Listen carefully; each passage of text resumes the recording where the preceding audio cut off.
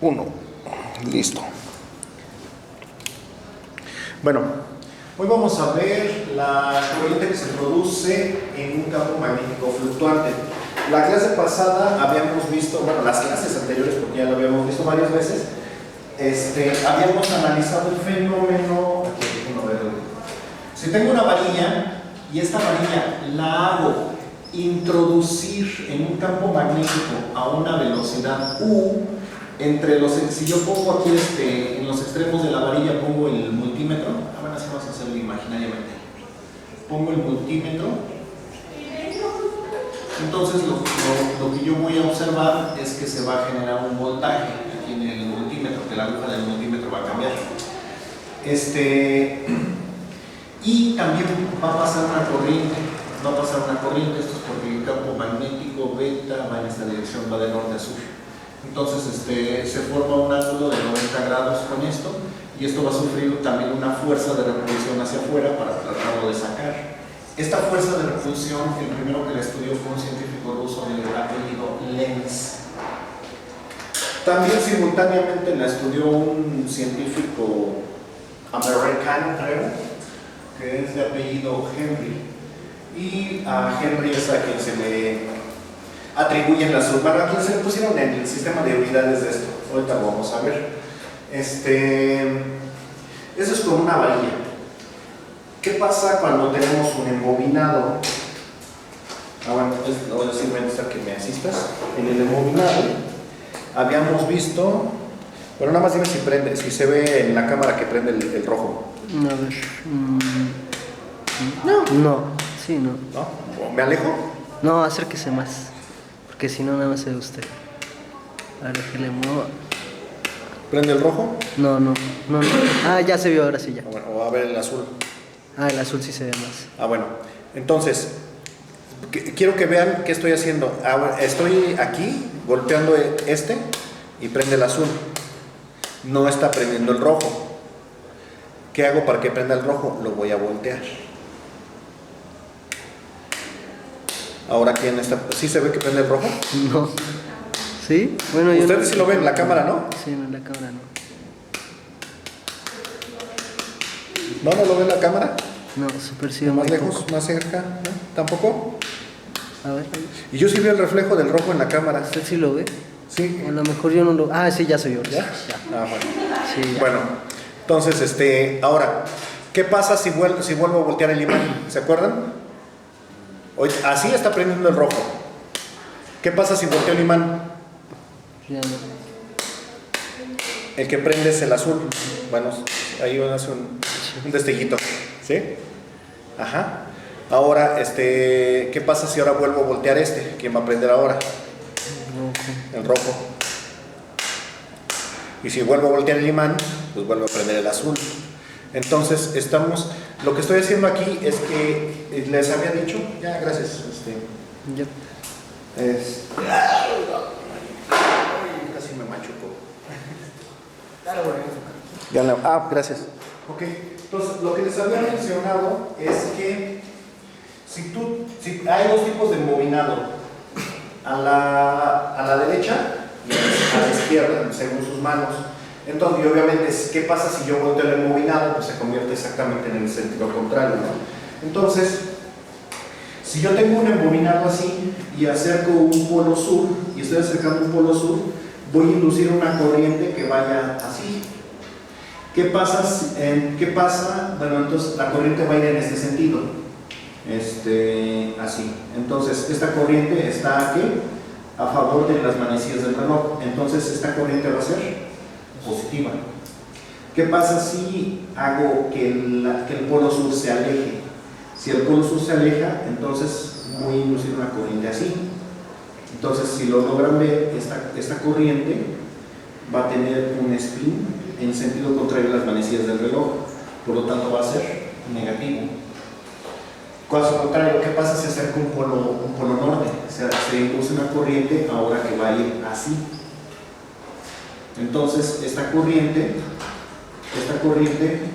tiene un spin negativo. Si lo que hago es alejar el polo norte, entonces la corriente que se va a inducir va a ser así. Entonces, esta corriente va a tener un spin positivo. Igual aquí, entonces, ahora el embobinado es al revés. Entonces, al acercar el polo sur, la corriente va a dirigirse hacia el polo sur. Entonces, la corriente se va a dirigir aquí. Pero vean, tiene spin contrario. Entonces, este enrollamiento va a tener un spin positivo. Nuevamente, si alejo el imán, entonces la corriente se va a alejar del imán. Entonces, esta corriente, sería contrario. Sí, va a ir hacia acá. Entonces, esta corriente va a tener spin negativo. Ah, caray. La agregué aquí. Ah, sí, lo expresé mal. La corriente va hacia acá. Entonces esta va hacia acá. Lo puse al revés, perdón. Este es spin negativo. Este es spin negativo. Este se aleja. Este también debe de ir en este sentido. Este sí es spin positivo, perdón. Este es spin positivo. Este también lo puse mal. Este va en sentido de las manecillas del reloj. Este es negativo. Este va en sentido contrario. Este es positivo. Con razón me cuadraba, perdón, lapsus brutus. Entonces, aquí este es negativo. Este es positivo. Entonces, este también es negativo. Entonces, al acercarlo, hace que la corriente se aleje. Entonces este va a ser positivo y debe ser el contrario de este. No, este es negativo, menso. Pues sí está a favor de las manecillas del reloj. Este es negativo. Entonces al alejarlo, la corriente va así. Entonces por lo tanto, está girando de esta manera. Entonces por lo tanto este es positivo. Ya, por así. Pero o sea, vean las combinaciones. Al final puedes tener dos embobinados. Dos polos, dos embobinados y dos tipos de reacción, se acerca o se aleja y al final el resultado nada más va a ser positivo o negativo, positivo o negativo. El voltaje va a ser positivo o negativo nada más. Ajá. Pero quiero que vean que esto es bastante complejo, es una combinación de vectores. Literalmente tenemos 8 posibles combinaciones que desembocan nada más en positivo o negativo, nada más. Ajá. Y es lo que estábamos viendo, que cuando yo le pego,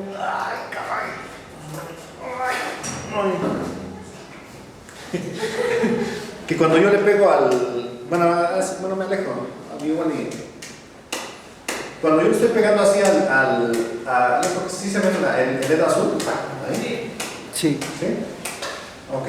Cuando yo le estoy pegando así, está yendo en un sentido. Si lo volteo, el que va a prender ahora es el rojo. Entonces se invierte la polaridad, porque los LEDs nada más permiten que pase de un lado.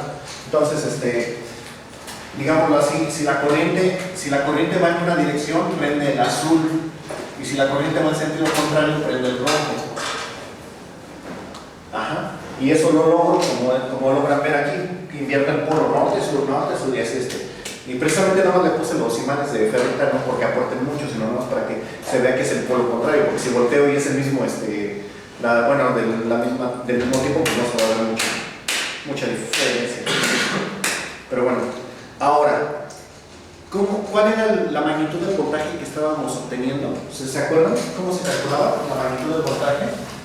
El voltaje es igual a el campo magnético por el largo del alambre por la velocidad. Es así como vamos a calcular el voltaje. ¿Qué voltaje necesito para que encienda un LED? No, más abajo, mucho más abajo. De 2 a 3. Entonces, pues aquí estoy obteniendo de 2 a 3 volts en este. Ahora, ¿cómo le hago para calcular el amperaje? Los LEDs se encienden a 25 miliamperes. O sea que mínimo estoy obteniendo 25 miliamperes. Pero ¿cómo calculo el amperaje? El amperaje, la corriente es muy similar, tiene que ser proporcional al campo magnético. Entre más campo magnético, más corriente, ¿están de acuerdo? Y también tiene que ser proporcional a la velocidad. Bueno, voy a invertir estos dos, U y L. Entre más rápido vaya, también más corriente se debe de producir, ¿no? Pues entre más esté dando, pues más se va a producir, ¿están de acuerdo? Ahora, esto ya no depende del largo del alambre, depende de otro factor. ¿De quién?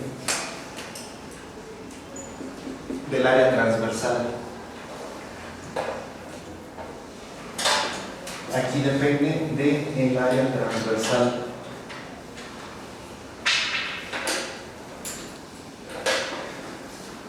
Nada más que aquí tengo que aclarar un pequeño detalle.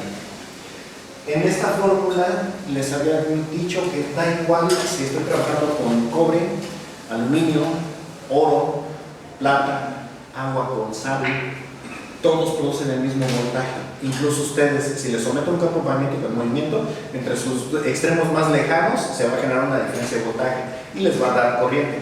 Por eso, los campos magnéticos fluctuantes crean corrientes dentro del cuerpo que van cocinando las moléculas. Por eso no deben de vivir donde hay campos magnéticos fluctuantes, o sea, en torres de alto voltaje.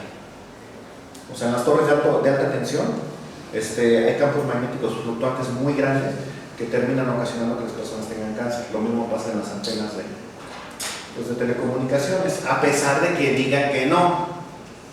De hecho, lo notan muy fácilmente. En donde hay muy alta tensión o donde hay muy alta frecuencia, como están cambiando los campos magnéticos muy rápido, la hierba no crece, porque la hierba también se ve inhibida por el mismo fenómeno. ¿Sí han visto alguna vez que en las torres de alta tensión nada más hay pastito, pero en época de lluvia? Luego ya cuando empieza a haber un poco más de sequía, se forma un algo así de sequía alrededor de la torre. Son muy pocas las plantas que sí aguantan realmente estar cerca de una torre de alta tensión. Lo mismo pasa con las torres de telecomunicaciones que hay. Pero bueno, entonces resulta que aquí la corriente no. Aquí la corriente depende de una constante. Esta constante es la constante diamagnética y esta depende del material. Eso significa que no es lo mismo que tengas plata, cobre, oro, agua, agua con sal. No van a generar la misma corriente. Todos generan una corriente distinta. Pero el factor común que tenemos en ambos es el campo magnético y la velocidad. Esta corriente